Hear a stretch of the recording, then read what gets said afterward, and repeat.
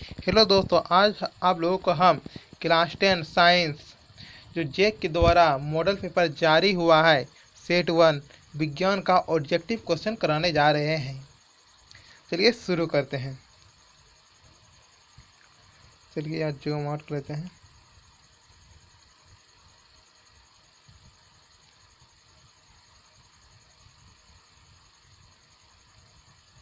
देखिए, सबसे पहला प्रश्न हमारा क्या है कि प्रकाश की किरण गमन करती है।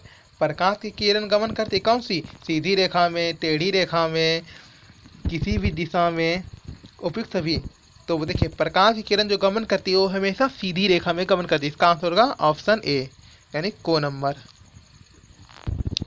चलिए अब दूसरा नंबर देखते हैं।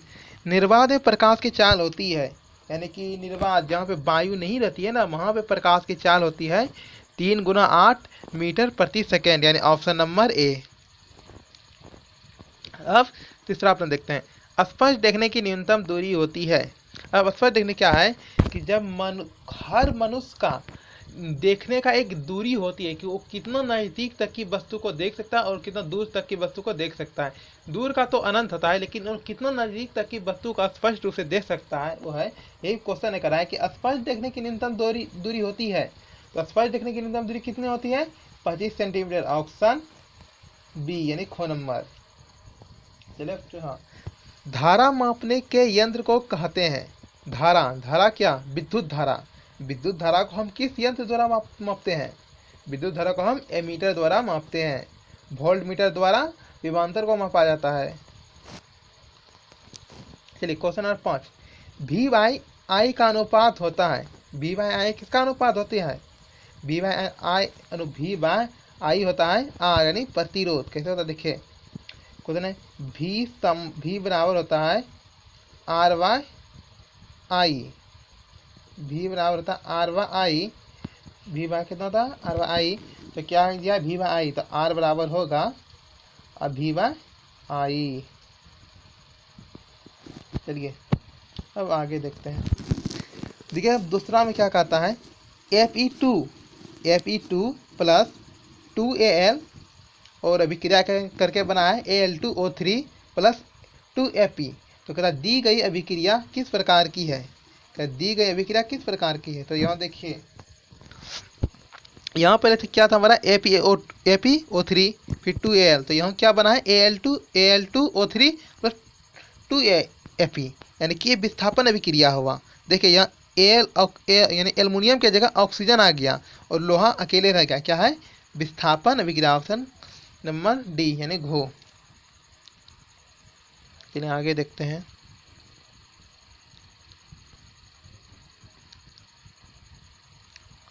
चलिए यहाँ कहता है क्वेश्चन नंबर 2 कि सिरका में कौन सा अम्ल पाया जाता है? सिरका में कौन सा अम्ल पाया जाता है? एसेटिक अम्ल, लैक्टिक अम्ल, सिट्रिक अम्ल या टार्टरिक अम्ल? तो सिरका में एसेटिक अम्ल पाया जाता है, ऑप्शन ए, यानी को। दूसरा प्रश्न है, तीसरा नंबर, कि साधारण नमक का सूत्र होता है। साधारण नमक का क्या सूत्र होता है? NaCl यानी HB, HCl यानी NaOH। तो साधारण नमक का सूत्र होता है NaCl यानी सोडियम क्लोराइड, यानी ऑप्शन नंबर ए। ये चौथा प्रश्न देखते हैं। किसी बिलियन का pH मान, किसी बिलियन का pH मान 5 है तो वह क्या होगा? आपको पता है pH स्केल आप लोग पढ़े होंगे। तो जब भी 0 से अधिक लेकिन 7 से कम क्या होता है? अम्ल। और 7 से अधिक लेकिन 14 से कम क्या होता है? क्षार। तो यहाँ हमारा कितना है? pH का मान है हमारा 5, तो क्या है? 7 से कम, यानी ये अम्ल है, यानी ऑप्शन नंबर ए, अम्ल। पांचवा नंबर क्या है कि CaOCl2 यौगिक का परिचित नाम क्या है? यानी कि सोडियम ऑक्सीजन क्लोराइड कह रहा है कि CaOCl2 यौगिक का परिचित नाम क्या है? तो है क्या है? व्यंजक चूर्ण, धोने का सोडा, बेकिंग सोडा, इनमें से कोई नहीं। तो क्या है? व्यंजक चूर्ण, ऑप्शन नंबर ए। चलिए अब देखते हैं। रिक्त स्थानों को भरने, खाली स्थान दिया, हम यहाँ पहले ही क्वेश्चन लिख चुके हैं। तो क्या कहता है 3 नंबर क्वेश्चन कि एक अवतल दर्पण की वक्रता त्रिज्या r है, तो उसकी फोकस दूरी क्या होगा?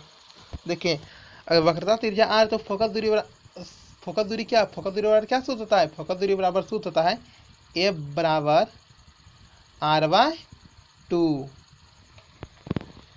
ये होगा इसका आंसर। तो यहाँ हमारा f दिया है तो क्या होगा? सिर्फ r/2। क्वेश्चन नंबर 4, आवेश का एसआई मात्रक क्या है? आवेश का एसआई मात्रक क्या है? कूलम। इसे q द्वारा डिनोट करते हैं। क्वेश्चन नंबर 5, एल्केन का सामान्य सूत्र क्या है? एल्केन का सामान्य सूत्र है CnH2n+2। क्वेश्चन नंबर 6, अम्ल और क्षार के बीच अभिक्रिया को क्या कहते हैं? अम्ल और क्षार के बीच अभिक्रिया को क्या कहते हैं? उदासीनीकरण अभिक्रिया।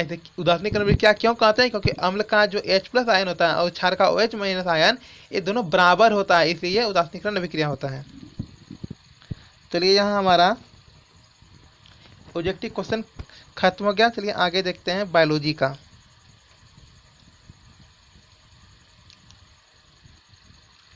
चलिए बायोलॉजी का देख लेते हैं। खंड ग्रुप बी क्या है? मनुष्य में वृक्क एक तंत्र का भाग है जो संबंधित है। हमारा शरीर में एक वृक्क है जो किससे संबंधित है? पोषण, श्वसन, उत्सर्जन या परिवहन। तो है उत्सर्जन, यानी अपशिष्ट पदार्थ को बाहर निकालता है वृक्क। ऑप्शन नंबर गो। चलिए 2 नंबर देखते हैं। स्वपोषी पोषण के लिए आवश्यक होता है। स्वपोषी पोषण किसे कहते हैं? वैसा जीव जो अपना भोजन स्वयं तैयार करता है, कि दूसरे पर निर्भर नहीं रहता है। तो जैसे पेड़ पौधा अपना भोजन स्वयं तैयार करता है। पेड़ पौधा के लिए अपना भोजन तैयार करता है, क्या चीज़ का जरूरत पड़ता है? कार्बन डाइऑक्साइड तथा जल, क्लोरोफिल, सूर्य का प्रकाश, उपयोग सभी। तो देखिए स्वपोषी पोषण के लिए ये तीनों चीज आवश्यक होता है, इसलिए इसका आंसर होगा डी, उपरोक्त सभी।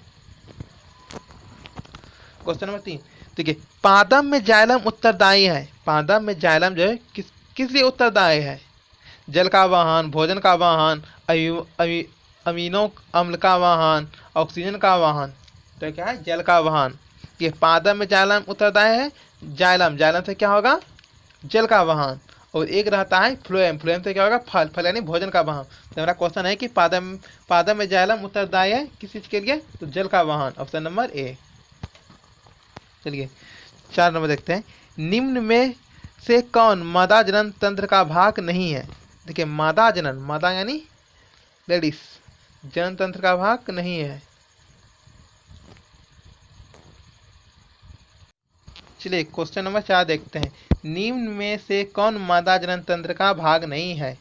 मादा जनन तंत्र का भाग कौन नहीं है? देखिए अंडाशय, गर्भाशय, शुक्रवाहिनी, डिम्बवाहिनी। देखिए क्वेश्चन, देखिए ऑप्शन ए, बी और डी यानी कि को, खो, घो, ये सभी लेडीज में पाया जाता है। अब देखिए यहाँ क्या मिल रहा है? शुक्रवाहिनी जो इसका मादा जनन तंत्र का है, इसलिए मादा जनन तंत्र का भाग कौन नहीं है? तो शुक्रवाहिनी। ऑप्शन नंबर गो।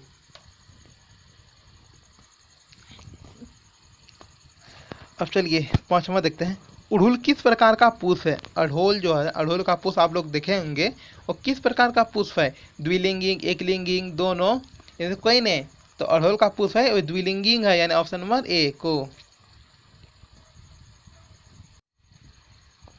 तो यहाँ क्वेश्चन नंबर 20 देखिए क्या कहता है? डाइस और डाइस जीवाश्म ईंधन है। जीवाश्म ईंधन क्या क्या होता है? कोयला और पेट्रोलियम जीवाश्म ईंधन है। यही होगा। यहाँ पहला नंबर भर दीजिएगा कोयला और यहाँ भर दीजिएगा पेट्रोलियम। चलिए लगभग हमारा ऑब्जेक्टिव क्वेश्चन खत्म हो गया है। देखिए एक यहाँ है 26 नंबर क्वेश्चन। देखिए दिए गए चित्र में 1 और 2 का नाम नामांकित करें तो 2 के कोई 2 कार्य लिखे। देखिए हमें चीज देखना है किस चीज दिया है।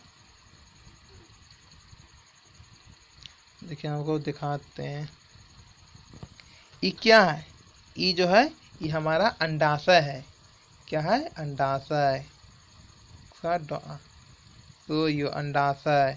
1 नंबर क्या होगा? अंडाशय। और 2 नंबर क्या है? अंडवाहिनी। ये वह अंडवाहिनी। अगर जो आपको हमारी वीडियो पसंद आए तो चैनल को सब्सक्राइब कर बेल आइकन को जरूर दबाएं ताकि अगले वीडियो का नोटिफिकेशन आपको मिल सके।